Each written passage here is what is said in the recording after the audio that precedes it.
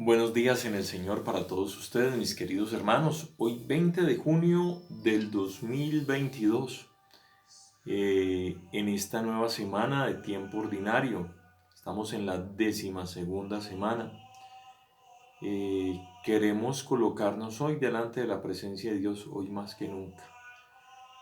Y necesitamos de nuestro Señor. En el nombre del Padre, del Hijo y del Espíritu Santo. Amén.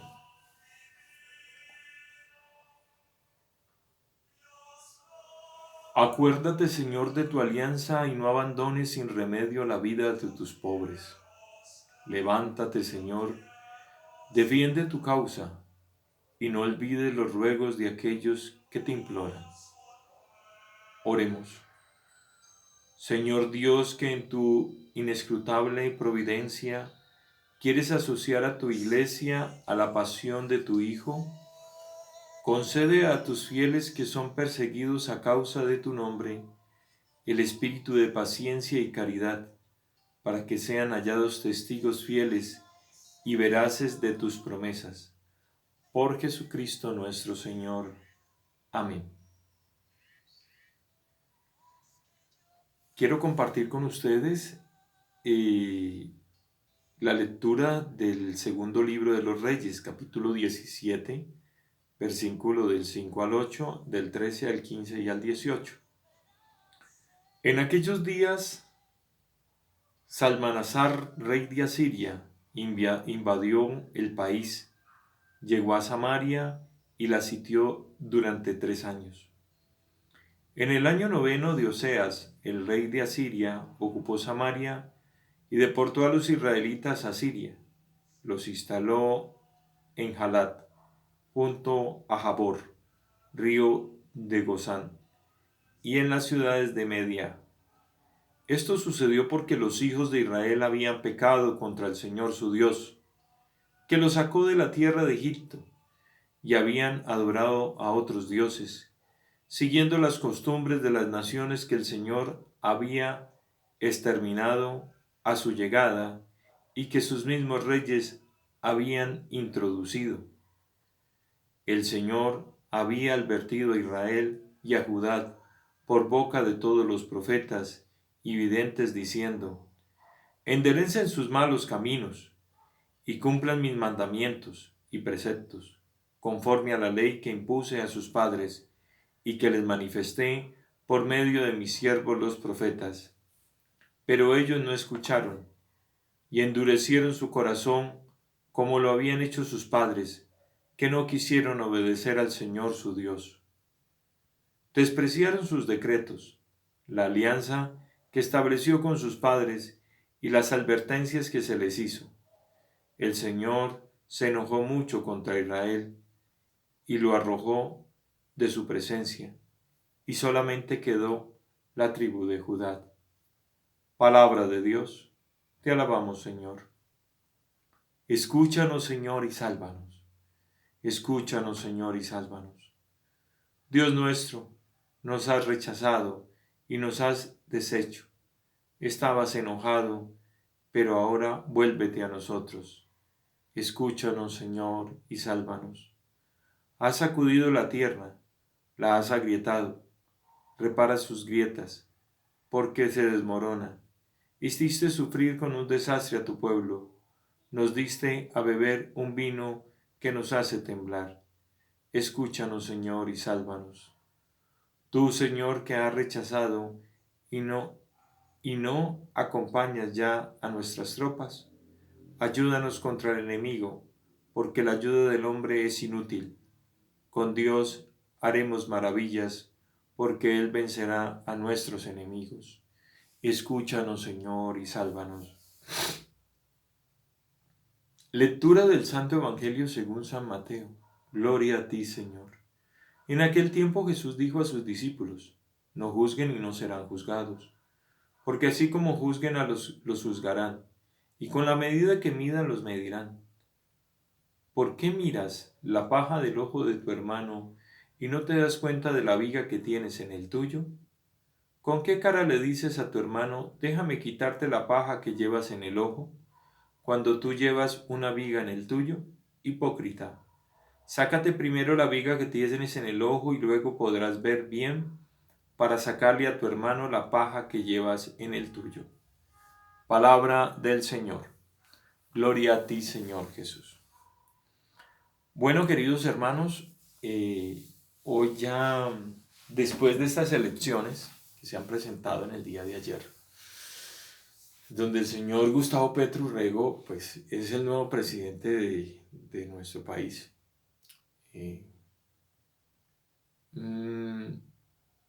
Después de que salieran los resultados, pues muchos de mis hermanos, muchos de las comunidades religiosas, católicas, salieron a expresar ante todo con un mensaje de que no perdamos la fe, ¿no? Ustedes saben cuál es la posición de parte de nosotros dentro del catolicismo que se practica y se vive en fe, ¿no? Y de las iglesias cristianas y de muchos movimientos pro vida sobre el tema de que un socialista radical del siglo XXI sea el nuevo presidente de nuestra República de Colombia. Y se los digo sinceramente, estaba muy triste, muy desconsolado por este tema.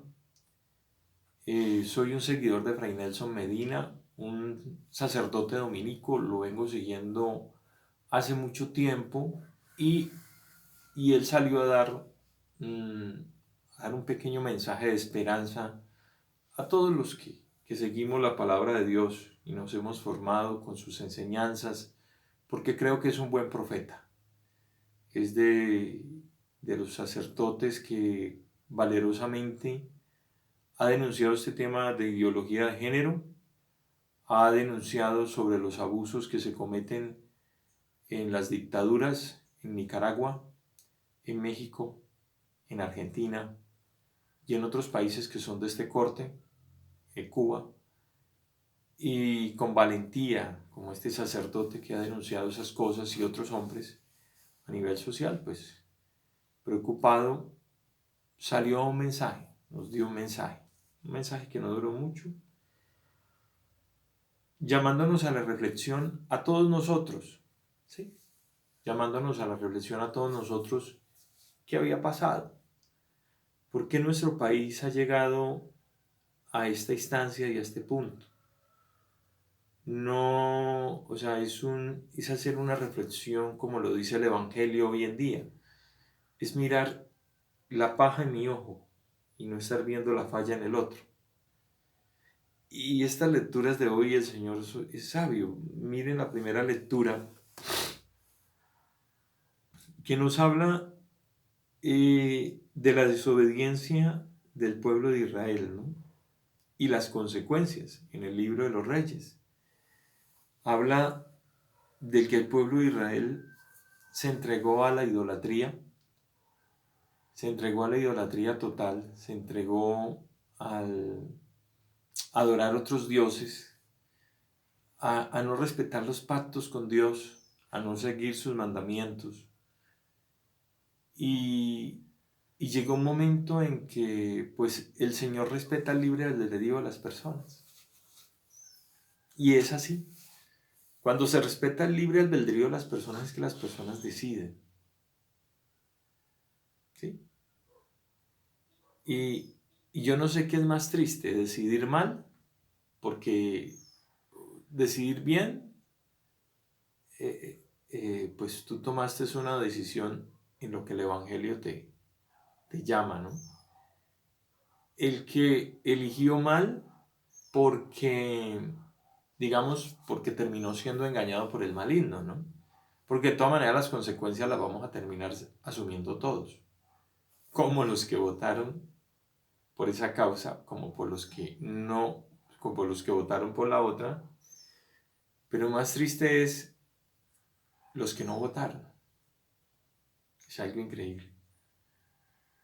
El señor Gustavo Petro termina siendo presidente con el 31%, 31.5%, 11 millones. Hay habilitados en Colombia 39 millones de personas para votar. Significa que sí, ganó con el con el 31%. Significa que el 69% de las personas que no votaron, o sea, el otro 69% van a ser regidos por este 31%. El otro fue el 30%, que fueron 10 millones de votos, 10 millones y algo. ¿Sí? O sea, el 31, el 30, significa que votaron en términos general y con votos en blancos y nulos un 65%. Significa que un 35% no salió a votar. A un 35% le fue indiferente A o B y no participaron. Es más triste permitir que los demás decidan, ¿no? Y tú no tomes una posición. Pero bueno, eso es respetable. Dios respeta el libre albedrío de las personas, pero los seres humanos se tienen que hacer responsables de las consecuencias de tomar sus propias decisiones. Sí es triste cuando las decisiones de unos terminan afectando a otros, ¿no? Cuando tu decisión no fue esa. Eso sí es complicado, eso sí es difícil. Pero bueno, vamos a continuar orando en el Señor. El Señor nos muestra claramente que nos hemos alejado de Él, como el pueblo de Israel, y el pueblo de Israel terminó en el exilio. De sus 12 tribus, 11 desaparecieron. Por amor y por misericordia quedó una sola.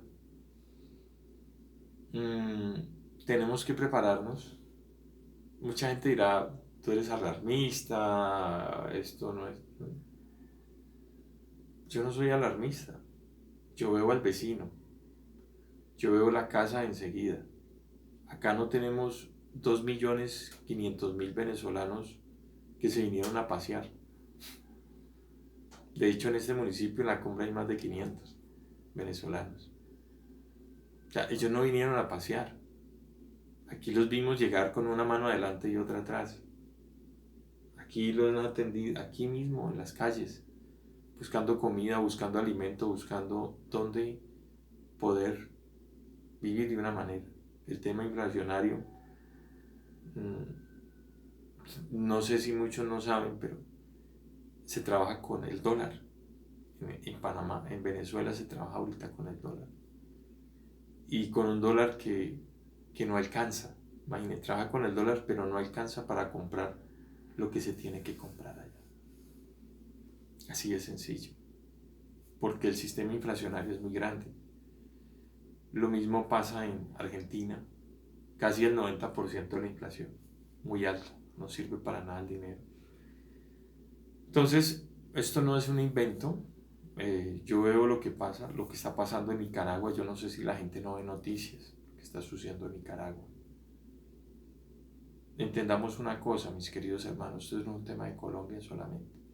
Esto es un tema a nivel global, a nivel de Latinoamérica. Espero equivocarme, pero nos daremos cuenta en la posesión del señor Gustavo Petro quiénes vendrán a la posesión, ¿no? Me imagino que estará el señor Nicolás Maduro. Está la joya de la corona, yo ya lo había dicho.